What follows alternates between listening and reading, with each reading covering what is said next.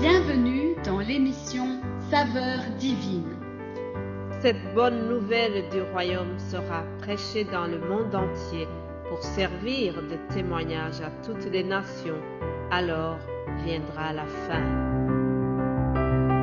Ce pain céleste vous est présenté par Immaculée Niraneza.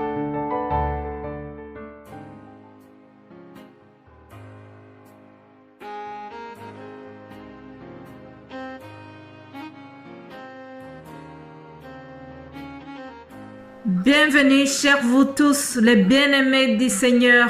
Que la paix et le bonheur de Dieu soient avec vous.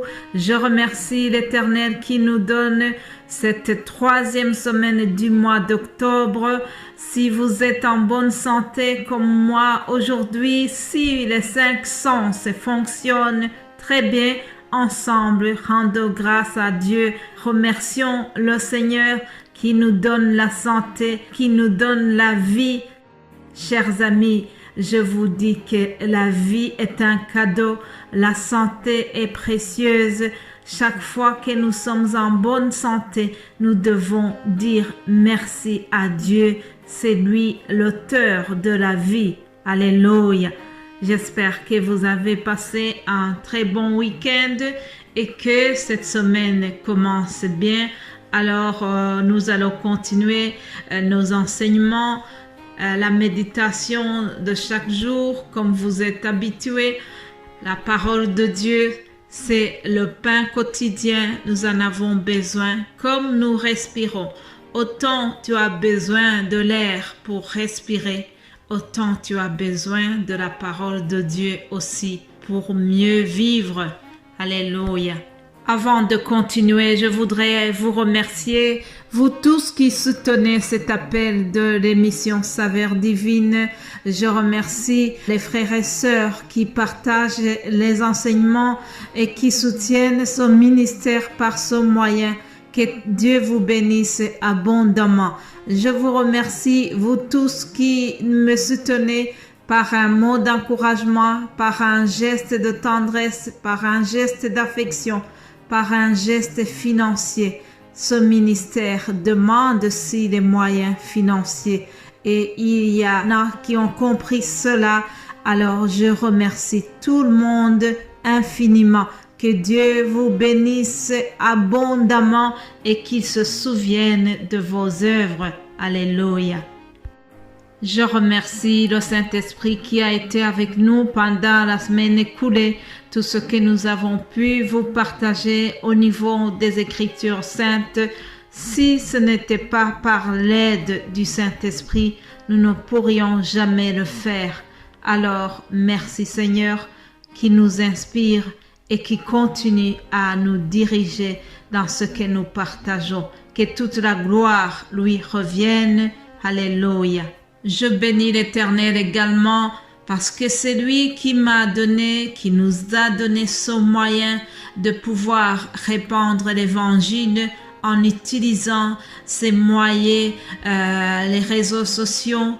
C'est vraiment quelque chose qui me fortifie, qui me réjouit beaucoup parce que le fait que j'ai des facilités pour transmettre la parole de Dieu, c'est aussi une grâce. Tout le monde n'a pas nécessairement l'accès à ces moyens que nous avons. Alors, rendons grâce à Dieu aussi pour cela. Mes bien-aimés de Dieu, comme vous le savez, tous les lundis, je vous donne le thème de la semaine. Il y a chaque fois un nouveau thème. Comme vous le savez, parfois, ça peut se prolonger sur 2 semaines. Mais en général, chaque lundi, il y a un nouveau thème.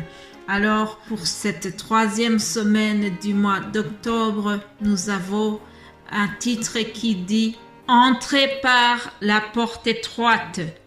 Entrez par la porte étroite, c'est une exhortation de la part de notre Seigneur Jésus-Christ. Il nous invite, il nous demande d'entrer par la porte étroite. De quoi s'agit-il ? C'est ce que nous allons voir pendant toute la semaine qui est devant nous.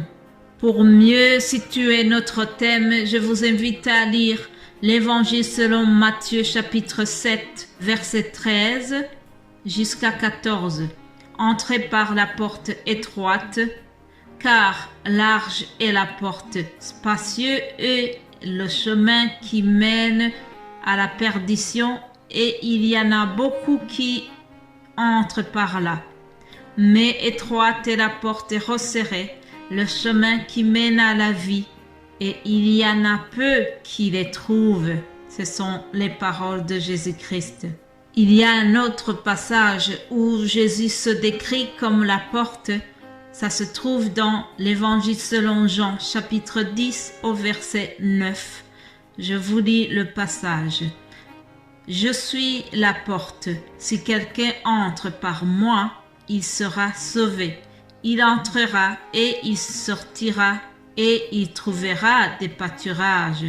Le voleur ne vient que pour dérober, égorger et détruire.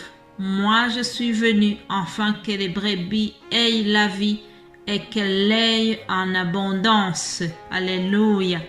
Mais bien-aimés de Dieu, Jésus-Christ lui-même est la porte, et il nous dit qu'elle est étroite. C'est une porte étroite, c'est une porte resserrée, mais c'est un chemin qui mène à la vie et la vie éternelle. Pourquoi est-ce que cette porte est étroite? Pourquoi est-ce que cette porte est resserrée alors qu'elle mène à la vie? N'est-ce pas une contradiction? Non, c'est tellement cohérent. Nous verrons la réponse pendant toute la semaine qui est devant nous. Mais pour vous donner un avant-goût de la réponse, je vous propose aussi cette chanson où nous allons avoir quelques morceaux de réponse. Alléluia. C'est un cantique qui dit « Entre tes mains, j'abandonne ». Entre tes mains, j'abandonne tout ce que j'appelle mien. Oh, ne permets à personne, Seigneur, d'en reprendre rien. Oui, prends tout, Seigneur. Oui, prends tout, Seigneur. Entre tes mains, j'abandonne tout avec bonheur. Je n'ai pas peur de te suivre sur le chemin de la croix. C'est pour toi que je veux vivre. Je connais, j'aime ta voix. Oui, prends tout, Seigneur. Oui, prends tout, Seigneur. Sans regarde, je te livre tout avec bonheur. Tu connais mieux que moi-même tous les besoins de mon cœur. Et pour moi, mon bonheur suprême, tu peux me rendre vainqueur. Oui, prends tout, Seigneur. Oui, prends tout, Seigneur. Je ne vis plus pour moi-même, mais pour mon Sauveur. Alléluia. Chers amis, Jésus-Christ est la porte qui est resserrée. C'est une porte qui est étroite parce que pour suivre Jésus-Christ, cela demande un abandon total. Cela demande d'accepter de le suivre sans penser à toute autre chose, sans être esclave de quoi que ce soit. On s'abandonne totalement à lui. On ne vit plus pour soi-même, mais pour Jésus-Christ. Corps et âme doivent servir Jésus-Christ.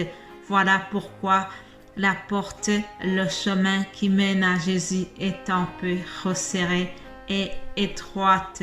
Alléluia.